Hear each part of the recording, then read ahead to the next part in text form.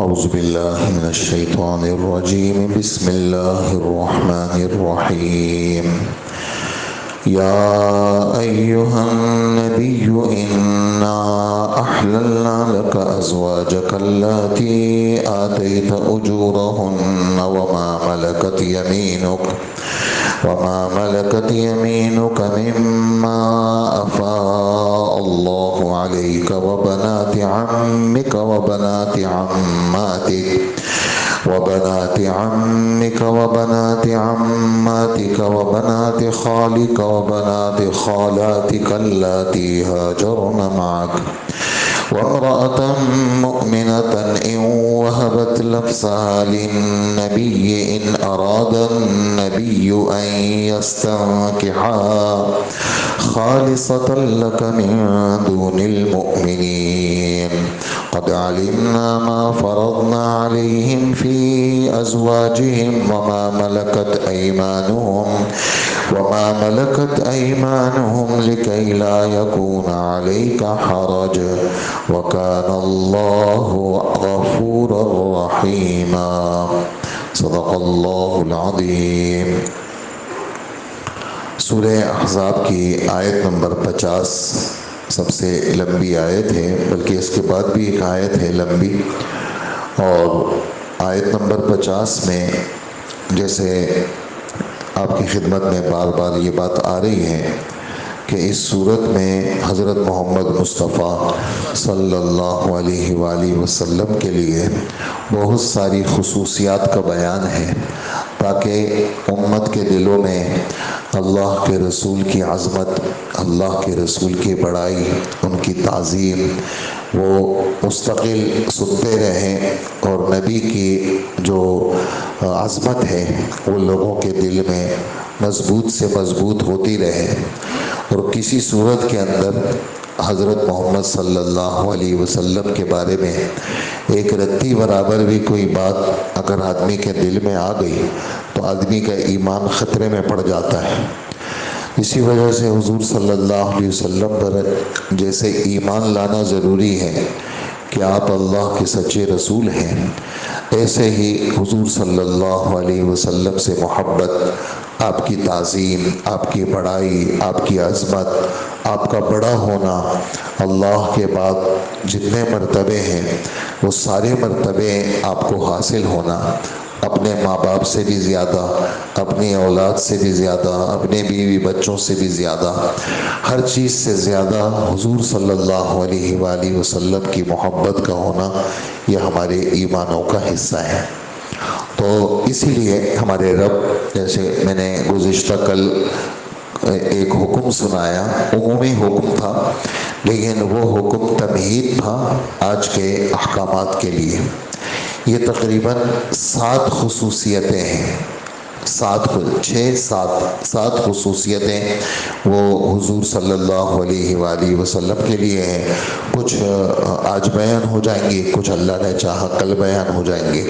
تو اس میں اللہ جل جلالہ فرماتے ہیں کہ آپ صلی اللہ علیہ وآلہ وسلم کے لیے ہم نے حلال کیے ہیں اس وقت جو موجودہ خواتین آپ کے نکاح میں ہیں، جن کا مہر آپ دے چکے ہیں، تو آپ کے لیے حلال ہیں، تو وہ تو سب کے لیے حلال ہے۔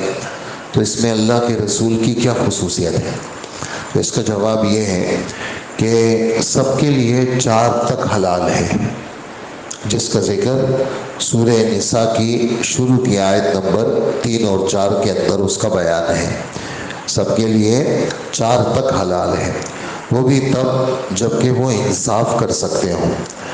اگر وہ انصاف نہیں کر سکتے تو 1 سے زیادہ کی اجازت نہیں ہے، اور اللہ کے رسول صلی اللہ علیہ وآلہ وسلم کے لیے 4 سے زیادہ کی اجازت ہے۔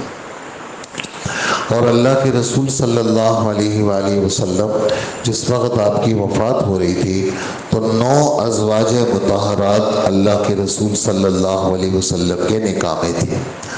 تو خصوصیت اس معنی کر کے نہیں ہے کہ اس وقت جو موجودہ بیویاں ہیں آپ کے لیے حلال ہیں، وہ تو سب کے لیے حلال ہے۔ خصوصیت اس معنی کر کے ہے کہ عام امتیوں کے لیے 4 تک کی اجازت ہے اور آپ کو 4 سے زائد تک کی اجازت ہے۔ پھر یہ الگ مضمون ہے، آپ حضرات کے سامنے کافی دفعہ اس کی وضاحت ہو چکی ہے کہ 4 سے زیادہ کی اجازت ہمارے نبی صلی اللہ علیہ وسلم کو کیوں دی گئی، یہ پھر الگ بات ہے، اس کی پھر الگ وجوہات ہیں، وہ بھی تفصیل کے ساتھ بعض موقع پہ آ چکی ہے۔ تو آپ کے لیے یہ جو جن کا مہر آپ دے چکے ہیں، تو جن کا مہر آپ دے چکے ہیں، اس کا کیا مطلب؟ اس کا مطلب یہ ہے کہ مہر یہ اللہ کا حکم ہے، اور 5ویں پارے کے اندر بالکل پہلی آیت کہ والمحصنات من النساء الا ما ملکت ایمانکم کتاب اللہ علیکم وأحل لکم ما وراء ذالکم ان تبتغوا باموالکم محسنین غیر مسافحین، یہ ٹکڑا ہے۔ وَأُحِلَّ لَكُمْ مَا وَرَاءَ ذَلِكُمْ أَن تَبْتَغُوا بِأَمْوَالِكُمْ، کہ تم جن عورتوں کے ساتھ شادی کرنا چاہو تو اس کے اندر مہر کو تم دو گے۔ مہر کے بغیر نکاح تو ہو جاتا ہے۔ ایک آدمی یہ کہتا ہے کہ میں فلانی عورت سے گواہوں کی موجودگی میں ساری بات کہ میں شادی کرتا ہوں لیکن میں مہر نہیں دوں گا، نکاح پھر بھی ہو جائے گا۔ اس لیے فقہا لکھتے ہیں کہ نکاح جو ہے یہ ادھر ادھر کے شروط کی وجہ سے فاسد نہیں ہوتا۔ یہ جو تجارت کے معاملات ہیں جس کو بیع کہا جاتا ہے، خریدنا اور بیچنا، یہ تو مختلف بیکار قسم کے شروط کی وجہ سے فاسد ہو جاتے ہیں، لیکن نکاح کے اندر اگر ایک آدمی کوئی فاسد شرط لگاتا ہے تو نکاح فاسد نہیں ہوتا، نکاح ہو جاتا ہے۔ بے میں اگر کوئی شرط لگاتا ہے کہ یہ چیز میں تم سے خرید رہا ہوں لیکن میں پیسے نہیں دوں گا، تو بے نہیں ہوگی۔ اس لیے کہ جو خرید و فروخت ہے یہ لین دین، اس کے اندر بعض ارکان ہیں، ان ارکان کے فوت ہو جانے کی وجہ سے چیز ہی ختم ہو جاتی ہے۔ لیکن نکاح ایک ایسا عمل ہے، اگرچہ مہر اس کے اندر لازمی چیز ہے، اور ایک آدمی کہتے ہیں میں مہر کے بغیر شادی کرتا ہوں تو شادی ہو جائے گی، لیکن شریعت کی طرف سے اس کے ذمے مہر دینا لازم ہے۔ وجہ اس کی یہ ہے کہ یہ شرط ہمارے رب نے ذکر کی ہے، لیکن اگر اس معاملے کے منعقد ہونے کے وقت میں وہ کہتے ہیں میں نہیں دوں گا تو کوئی بات نہیں ہے، یہ جملہ کہہ دینے سے نہ دینا اس پہ لازم نہیں ہوگا بلکہ دینا اس کے ذمے لازم ہوگا۔ تو حضور صلی اللہ علیہ وآلہ وسلم یہاں یہ جو ٹکڑا فرمایا، بس اس ٹکڑے کی وضاحت مقصود ہے مجھے کہ ہم نے آپ کے لیے یہ موجودہ بیویاں حلال کی ہیں، وہ تو 4 سے زائد آپ کے لیے حلال ہے، وہ جن کا مہر آپ دے چکے ہیں۔ تو جن کا مہر آپ دے چکے ہیں، یہ والا جملہ کیوں کہا؟ یہ جملہ اس لیے کہا کہ بہت سارے لوگ مہر مقرر کرتے ہیں، دیتے نہیں ہیں۔ بہت سارے لوگ مہر مقرر کرتے ہیں، دیتے نہیں ہیں، عدت طلب لکھ لیتے ہیں پھر نہیں دیتے، شادی ہو جاتی ہے اور پھر جبراً عورت سے معاف بھی کرا لیتے ہیں۔ اتنا مہر یہ کون دے گا؟ اب تو تمہاری ہماری شادی ہو گئی، اب تو کیا ہے، اب میں تمہارا شوہر، تم میری بیوی، معاف کر دو۔ حضور صلی اللہ علیہ وآلہ وسلم نے کبھی بھی ایسا نہیں کیا۔ آپ کی زندگی کا، پوری زندگی کا معاملہ سن لیجئے، آپ کے ذمے کسی قسم کا کوئی بھی حق آیا، اللہ کے رسول نے اس میں ٹال مٹول نہیں کی۔ اللہ کے رسول خاص کر یہ جو معاملہ ہے عورتوں کا، جتنے مہر مقرر ہوئے وہ حضور صلی اللہ علیہ وآلہ وسلم نے دے دی۔ آتیت اجورہن، آپ نے ان کا اجر دے دیا، ان کی اجرت دے دی، ان کا مہر دے دیا۔ آپ نے اپنے ذمے کسی کا کوئی حق چھوڑا نہیں ہے، اور امت کو اس بات کی ترغیب ہے کہ اس طرح کے معاملات میں تو کیا، اپنے ہر معاملے کے اندر بہت سارے لوگ پیسوں کو خواہ روکتے ہیں، وہ کہتے ہیں مارکیٹ کا اصول ہے، یہ بہت گندی عادت ہے، انتہائی سے زیادہ گندی عادت ہے کہ پیسے آپ کے اکاؤنٹ میں بھی ہیں، آپ کے جیب میں بھی ہیں، آپ کے گھر میں بھی ہیں، اور آپ لوگوں کو پیسے نہیں دیتے۔ اور آپ نے کارپینٹر سے کام کروایا، پیسے نہیں دے رہے، آپ نے رنگ لگوایا، پیسے نہیں دیتے، آپ نے ٹھیکے پہ کام دیا، سارا کام ہو گیا، وہ ساری فنیشنگ کر گیا، آپ پیسے نہیں دے رہے۔ اور آپ کہتے ہیں یہ تو میں روک کے رکھوں گا تاکہ ان لوگوں کا دماغ ٹھیک ہو، تو یہ باتیں اچھی باتیں نہیں ہیں، ایک مومن کے شان کے ساتھ یہ باتیں جڑتی نہیں ہیں۔ پھر جو معاملہ جتنے کا طے کیا ہے، جو معاملہ جتنے کا طے کیا ہے اس کے اندر معاملہ ختم ہونے کے بعد کمی کرنا، یار اب تو آپ کے یار کیا لگا ہے، اب تو کم کر دو، تو یہ جملے اچھے نہیں ہیں۔ وہ کم کرنے کا معاملہ کام سے پہلے آپ سوچتے ہیں، جب کام کر لیا اس نے، اپنا پسینہ خون پسینہ ایک کر کے اس نے آپ کا کام نکال دیا، تو وہ آپ کی فیلڈ ہے نہیں۔ جیسے بہت سارے لوگ کہتے ہیں یار مکینک بھائی تم نے کیا کیا، یہ پرزا یوں تو کر لیا تم نے، تو وہ یوں تم کر لیتے، وہ یوں اگر کرنا تھا، یوں سے ٹھیک ہونا تھا تو تم کر لیتے۔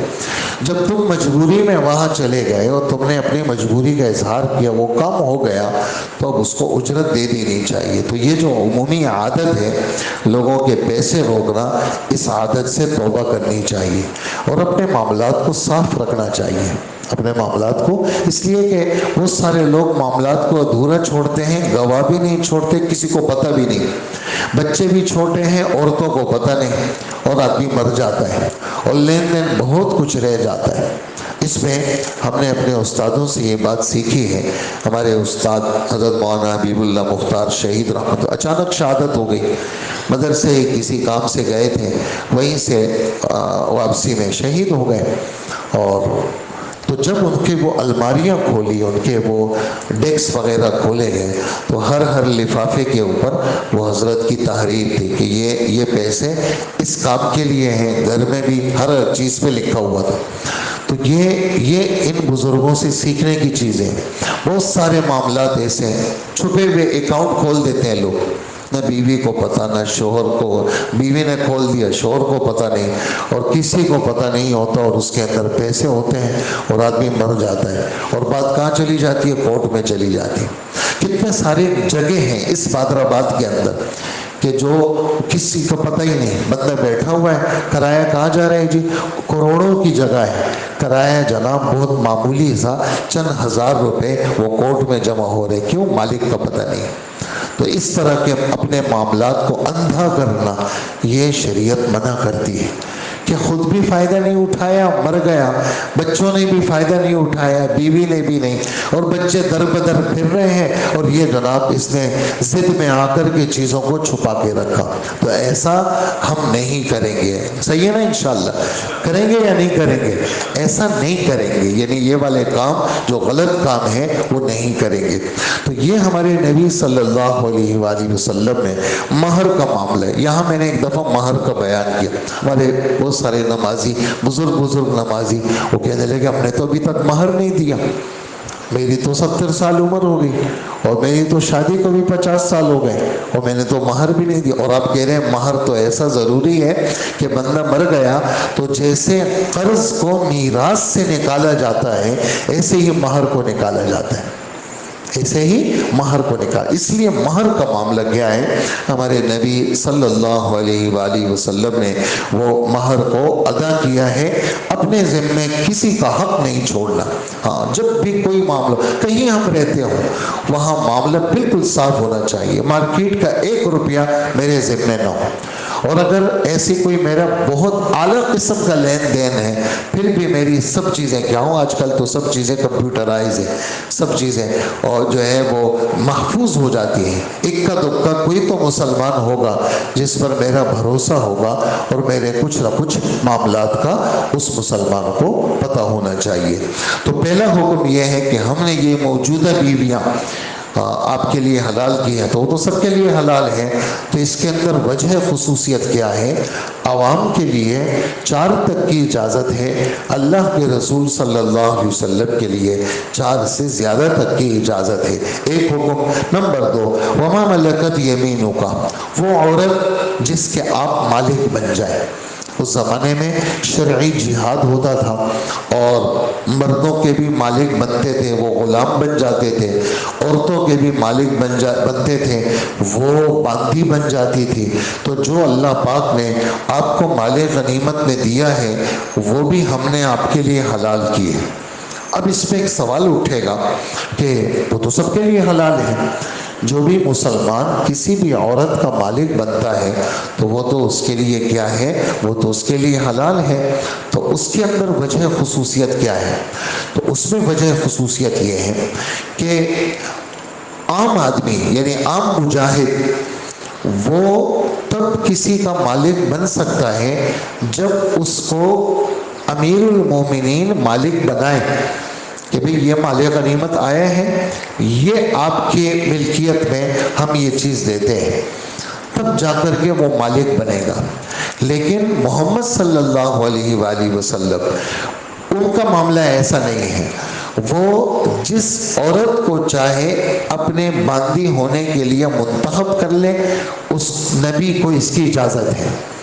عام کسی امیر المومنین کو بھی اس کی اجازت نہیں ہے، لیکن محمد صلی اللہ علیہ وسلم کی خصوصیت یہ ہے کہ وہ کسی عورت کو اگر منتخب کر لے، اس کو صفی النبی کہا جاتا ہے۔ صفی صاد فا اور یا مشدد، وہ چیز جو خصوصیت کے ساتھ نبی نے اپنے لیے منتخب کر لی، اس کو صفی کہا جاتا ہے۔ تو نبی اپنے لیے لے سکتے ہیں، یہ نبی کی خصوصیت ہے۔ اور ایک اور خصوصیت علماء نے عجیب لکھی ہے، وہ یہ ہے کہ جیسے نکاح والی عورت، اللہ کے رسول صلی اللہ علیہ وسلم نے کسی سے نکاح کیا اور اللہ کے رسول اس دنیا سے رخصت ہو گئے، تو جس طرح وہ عورت نبی کی وفات کے بعد عام مسلمانوں کے لیے حرام ہو گئی اور کوئی مسلمان نبی کی بیوی سے شادی نہیں کر سکتا، اس لیے کہ وہ امت کی ماں بن گئی۔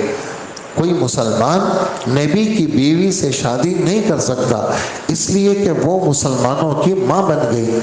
ایسے ہی نبی کی باندی، جو نبی نے نکاح نہیں کیا لیکن نبی کی باندی تھی، نبی کی وفات کے بعد کوئی اس باندی سے بھی شادی نہیں کر سکتا، یہ وہ خصوصیت ہو گئی۔ جیسے کہ مصر کے بادشاہ مقوقس اس کا نام تھا اور مصر کا بادشاہ تھا، اس کے پاس جب اللہ کے رسول کا خط پہنچا، اس نے بہت اکرام کیا، لانے والے کا بھی اکرام کیا، خط کو بھی عزت دی، مسلمان بھی ہو گیا۔ ہمارے نبی صلی اللہ علیہ وسلم کے لیے اس نے ہدیہ بھیجا، اس ہدیے کے اندر ایک باندی بھیجی جس کا نام تھا ماریہ، اور چونکہ اس کا قبیلہ قبطی قبیلہ تھا تو ماریہ قبطیہ کے نام سے مشہور ہوئی۔ وہ انہی کے پیٹ سے اللہ کے رسول کے بیٹے پیدا ہوئے جن کا نام ابراہیم تھا رضی اللہ عنہ، اور جن کی 16 مہینے کے بعد وفات ہو گئی، جن کی 16 مہینے کے بعد وفات ہو گئی۔ یہ جو ماریہ قبطیہ تھی، یہ اللہ کے رسول کی منکوحہ نہیں تھی بلکہ باندی تھی، بادشاہ نے آپ کو تحفے میں دی تھی۔ تو جس طرح اللہ کے رسول کی وفات کے بعد حضرت عائشہ، حضرت صفیہ، یہ جو ازواج مطہرات ہیں، ان کے ساتھ نکاح کرنا حرام تھا، ایسے ہی ماریہ قبطیہ کے ساتھ بھی نکاح کرنا کیا تھا؟ وہ حرام تھا۔ تو یہ دو حکم آج کے درس میں آ گئے، اور بھی کافی ساری باتیں آ گئیں۔ یہ اللہ کے رسول صلی اللہ علیہ وآلہ وسلم کی خصوصیات تھی، باقی اللہ نے چاہا کل کے درس میں بیان ہوں گی، کل نہیں بلکہ ہفتے والے دن انشاءاللہ بیان ہوں گی۔ اللہ پاک عمل کی توفیق عطا فرمائے۔ الحمدللہ رب العالمین والصلاة والسلام علی نبینا محمد وآلہ واصحابہ اجمعین۔ اے اللہ ہمارے گناہوں کو معاف فرما، اللہ ہماری مغفرت فرما، اللہ عافیت کو نازل فرما، برکت خیریت کو نازل فرما۔ اے اللہ کسی کا محتاج نہ بنا، اپنے در کا محتاج بنا۔ آج ہمارے جامعہ بدوری ٹاؤن کے اندر پہلا دن ہے، افتتاحی دن ہے۔ اے اللہ یہ پڑھائی کا سال کا پہلا دن ہے، اپنے کرم، اپنے فضل، اپنے رحم سے اس پورے سال کو رجب کے اختتام تک اے اللہ آسان فرما۔ اور پڑھائی کو پڑھانے والوں کے لیے پڑھانا آسان فرما، اور پڑھنے والوں کے لیے پڑھنا آسان فرما، اور اس پورے سال کو اے اللہ ہر قسم کی عافیت، برکت، خیریت کا مرکز بنا، اور ہر قسم کے حادثات سے، وبائی امراض سے، اور ہر قسم کی تکالیف سے، بیماریوں سے، آفتوں سے یا اللہ پورے سال یا اللہ تمام مدارس کے اساتذہ، مدارس کے منتظمین، طلباء، طالبات اور مدارس کے اوپر خرچ کرنے والے یا اللہ سب کی حفاظت فرما، اور ہر قسم کی تکالیف سے اس پورے ملک کی حفاظت فرما، اور ملک کے دین کے تمام مراکز کی حفاظت فرما۔ اللہ کے دین کے نام پر جس لائن کی جس طرح خدمت کہیں پر بھی ہو رہی ہے، اے اللہ سب کی حفاظت فرما، اور سب کو اخلاص عطا فرما، اور ہر طرح کی برکتیں اور خیریں اور عافیت نصیب فرما، اور دعاؤں کو قبول فرما۔ وصلی اللہ وسلم علی نبینا محمد وآلہ واصحابہ وامتہ اجمعین، آمین برحمتک یا ارحم الراحمین۔